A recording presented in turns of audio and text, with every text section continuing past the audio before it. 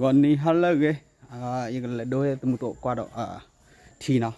ตัวนี้แกแบบมีคนจูอะไรบางคนเนี่ยทีหล่อเลยก็เลยโดยกว่าตัวมุตัวบ้าขาดเลยตา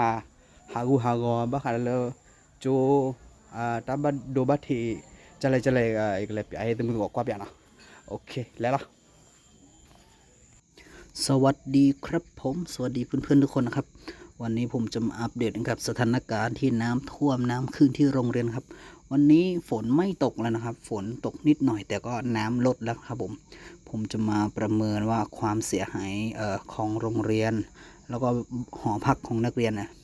เสียหายยังไงบ้างนะครับเดี๋ยวผมจะถ่ายให้เพื่อนๆได้รับชมได้เห็นกันดูนะครับตรงนี้ก็จะเป็นโซนของห้องน้ำใหม่ครับที่สร้างมายังไม่ได้เข้านะครับอันนี้ก็น้ำลดแล้วนะครับผมเด็กๆก็มาทำความสะอาดแล้วนะครับผมแต่ข้างๆของห้องน้ำนี่ยังมีน้ำอยู่แต่ว่าน้ำลดแล้วตอนนั้นตรงเนี้ยน้ำเต็มหมดเลยนะครับผมตรงนี้น้ำขึ้นเต็มนะครับนะครับข้างๆนี้ก็มีน้ำเซาะบ้างแต่ก็เสียหายประมาณหนึ่งครับแต่ก็ไม่เป็นไรครับตรงนี้ก็พอที่จะซ่อมแซมได้อยู่ครับผมเดี๋ยวอีกโซนหนึ่งเดี๋ยวจะเดินไปถ่ายให้กับเพื่อนๆได้รับชมที่หอนักเรียนครับหอชายครับ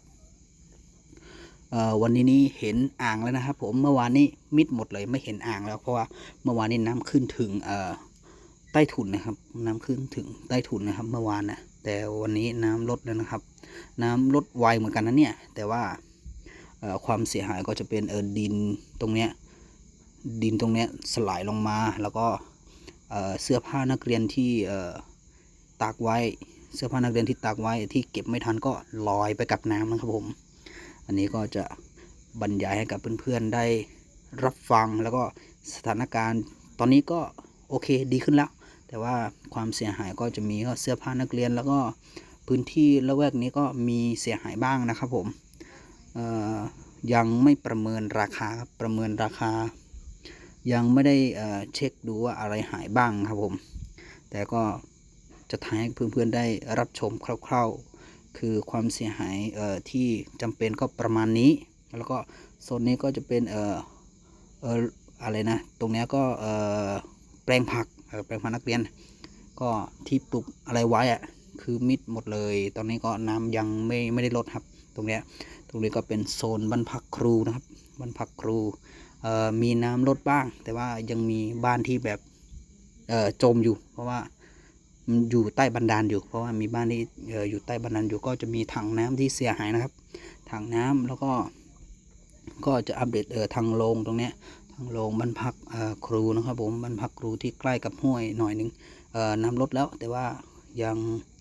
ยังไม่พ้นใต้ถุนครับใต้ถุนบ้านก็น้ำก็เต็มอยู่อีหลังก็ถึงหลังคาเลยนะครับผม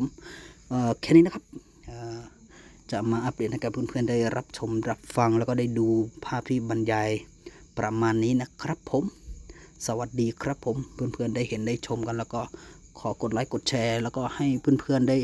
รับทราบได้ดูกันด้วยนะครับตรงนี้ก็จะเป็นมีน้ำขึ้นอยู่แต่ก็